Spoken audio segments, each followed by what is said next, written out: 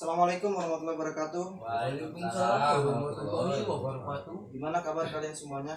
Alhamdulillah baik. Kalau baik, kita mulai belajar hari ini dengan pembacaan basmalah bareng-bareng. Bismillahirrahmanirrahim. Sebelum itu, coba dong cek kiri kanan depan belakang. Kira-kira masih ada sampah nggak? Ada, udah bersih ya? Udah, selanjutnya absen ya. Yang pertama Alvin. Hadir Pak. Ruhmana. Hadir Pak. Yogi. Hadir. Jadi hari ini hadir semua ya? Ya. Oke. Hari ini kita akan membahas tentang Al-Quran. Sebelum itu kita tulis dulu Bismillah, karena kulkul syai'in Bismillah. Setiap melakukan sesuatu harus dengan Bismillah agar semuanya lancar.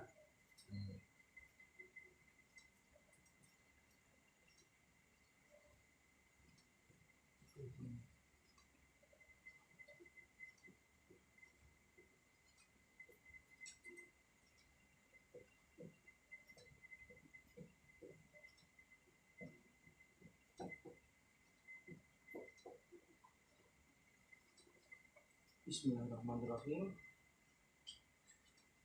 Al-Quran.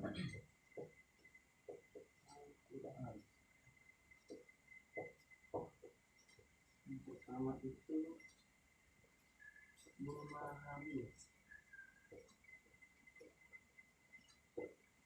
pengertian Al-Quran.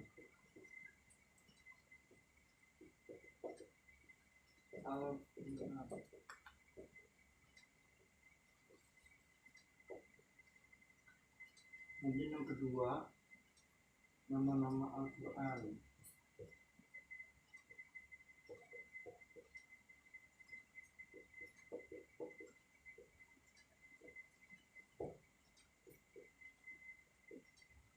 Kemudian yang terakhir itu perilaku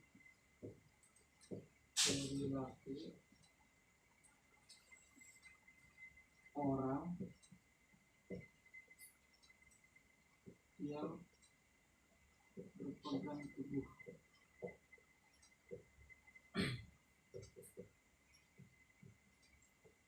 pada Al-Quran.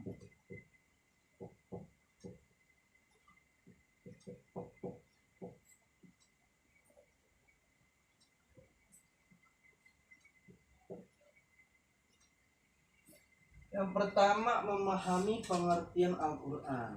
Coba nih, saya mau tahu apa sih itu Al-Quran menurut kalian masing-masing gimana? Coba dari Alvin gimana? Kitab suci yang dibacakan untuk mendapatkan pahala Pak. Ya, kalau Rumana gimana? Mukjizat Nabi Muhammad Pak sampai akhir zaman. Ya, Logi? Kita yang berisi bahasa Arab. Nah, betul. Kurang lebihnya seperti itu. Cuman lebih luasnya saya akan menjelaskan secara bahasa. Ini ada beberapa menurut para ulama. Yang pertama itu menurut Al-Lihyani. Kata Quran adalah bentuk masdar dari kata kerja fi'il. Kata Qur'anan artinya bacaan yang bermakna isim maf'ul, makru'un. Artinya yang dibaca. Karena Al-Quran itu dibaca, maka dinamakan Al-Quran.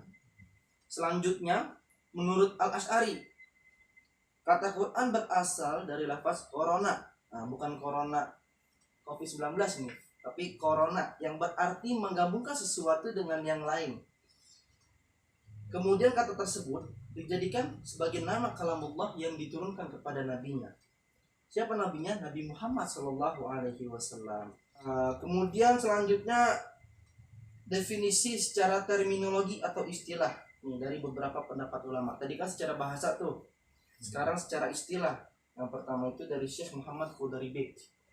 Dalam kitab Tarikh At-Tashri' Al-Islam, Syekh Muhammad Qudari Bek mengemukakan bahwa Al-Quran itu ialah Al-Quranu huwa lafzul arabi al-munazzalu ala Muhammadin sallallahu alaihi wasallam litadabburi wa tadhakkuri al-manqulu mutawatiran wa huwa ma dafatainil mabdu'u bi suratil Fatihah wal makhtumu bi suratin Nas.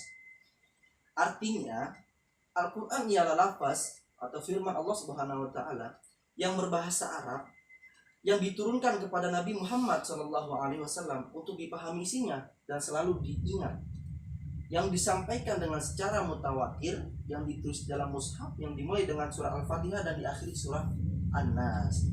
Kemudian selanjutnya menurut Syekh Muhammad Abduh, beliau mengatakan bahwa Al-Quran, Alkitab wal Quranul Maktubu fil masahifil mahfuz fi suduri man ana bihifzihi minal muslimin. Artinya, kitab suci Al-Quran itu adalah bacaan yang tertulis dalam mushaf yang terpelihara di dalam dada orang yang menjaganya dengan menghafalnya yakni orang-orang Islam. Jadi dapat disimpulkan bahwa beberapa unsur dalam pengertian Al-Quran ialah, yang pertama, Al-Quran adalah firman Allah. Kemudian yang kedua, Al-Quran terdiri dari lafal bahasa Arab yang dijelaskan tadi sama Yogi. Jadi Al-Quran terdiri daripada lafal berbahasa Arab. Kemudian Al-Quran diturunkan kepada Nabi Muhammad. Dan yang keempat itu, Al-Quran merupakan kitab suci Allah SWT yang mengandung mukjizat Nabi Muhammad yang diturunkan dengan perantara malaikat Jibril, apa yang tadi disampaikan sama Ruhmana. Jadi kitab suci Al-Quran adalah kitab Allah yang mengandung mukjizat Nabi Muhammad sampai hari kiamat, merupakan syafaatnya Nabi Muhammad SAW.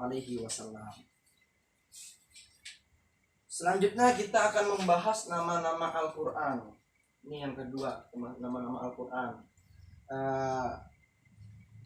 Nama Al-Quran itu bukanlah satu-satunya nama yang diberikan oleh Allah Subhanahu Wa Taala terhadap kitab suci yang diturunkannya kepada Nabi Muhammad.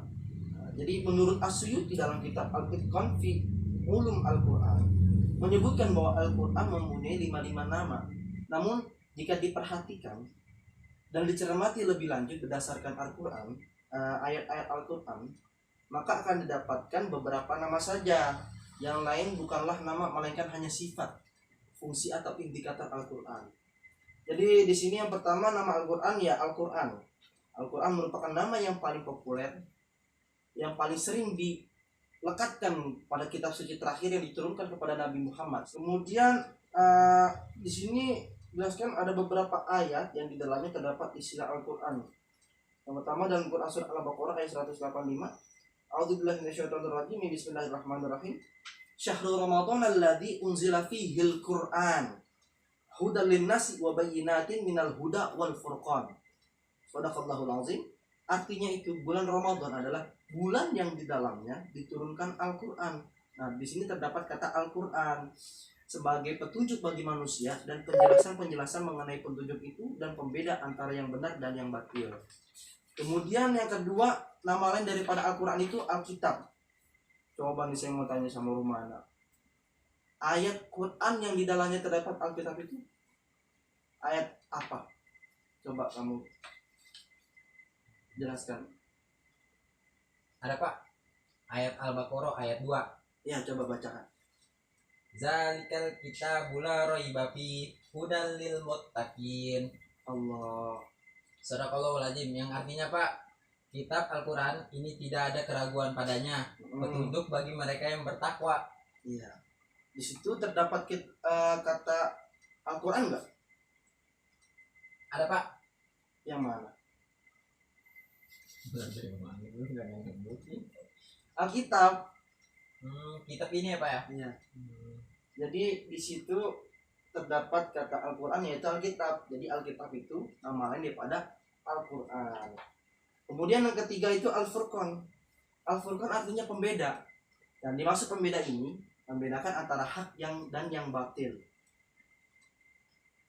Dan di sini ada beberapa ayat Quran juga terdapat nama Al-Quran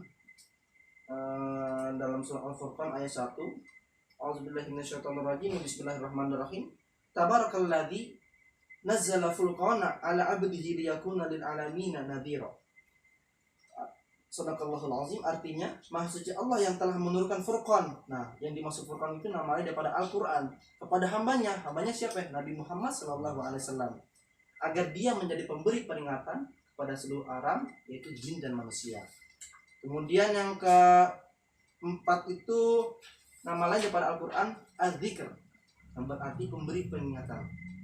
Yang dimaksud Az-Zikr ini Az-Zikri maksudnya ya, Az-Zikr, memberi peringatan kepada manusia. Ayat yang menyebutkan Az-Zikr sebagai nama lain kitab Al-Quran itu dalam surat Al-Hijr ayat 9 yang berbunyi a'udzubillahi minasyaitonirrajim bismillahirrahmanirrahim inna nahnu nazzalnal dzikra wa inna lahu lahafizun sadaqallahul azim, yang artinya sesungguhnya kamilah yang menurunkan Al-Quran. Nah, yang dimaksud Al-Quran itu Az-Zikra, nama lain daripada Al-Quran. Kemudian dan pasti kami pula yang memeliharanya. Oke, selanjutnya kita membahas perilaku orang yang berpegang teguh kepada Al-Quran. Yang terakhir, Al-Quran itu merupakan sumber ajaran Islam yang pertama.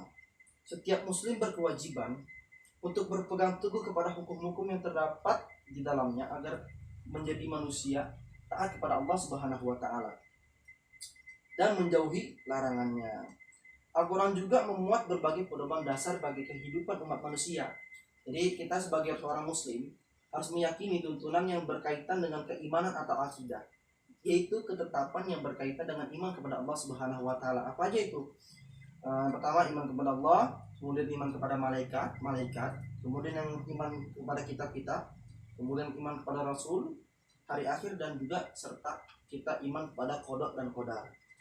Coba nih, saya mau tanya nih, perilaku orang yang berpegang teguh pada Quran itu kayak gimana sih? Orang yang selalu meningkatkan ketakwaan kepada Allah Subhanahu wa taala. Nah, Ya, kurang lebih seperti itu. itu. Orang yang berpegang teguh pada Quran itu orang yang meningkatkan takwanya kepada Allah. Yang maksud takwa itu orang yang menjalani perintah-perintah Allah Subhanahu wa taala dan juga menjauhi larangan-larangannya. Selain itu, seorang yang berpegang teguh pada Quran juga orang yang bergaul dengan orang-orang yang baik. Karena Al-Quran itu berisi tuntunan yang berkaitan dengan amal perbuatan manusia dalam masyarakat. Ya, seperti itu. Ya, mungkin cukup ya pelajaran hari ini. Ya. Kesimpulannya itu Al-Quran kitab suci yang diturunkan kepada Nabi Muhammad SAW yang mengandung mukjizat sampai hari kiamat melalui perantara malaikat Jibril alaihissalam secara berangsur-angsur, dan juga kalau kita baca dapat pahala. Dan nama-nama lain Al-Quran itu ada beberapa. Yang pertama Alkitab, kemudian Al-Quran, kemudian Al-Furqan, kemudian Az-Zikr. Sampai di sini kira-kira ada yang mau ditanya nggak? Nggak ada, Pak. Nggak ada jelas ya Nah, semuanya ya. alhamdulillah jelas, Pak. Ya udah. Kalau memang nggak ada pertanyaan, kita tutup ya pelajaran hari ini dengan bacaan hamdalah bersama-sama. Alhamdulillah. Mungkin secukupnya dari Bapak, kurang lebih mohon maaf. Wassalamualaikum warahmatullahi wabarakatuh. Waalaikumsalam warahmatullahi wabarakatuh. Nanti yang jadwal piket tolong dihapus ya. Ya.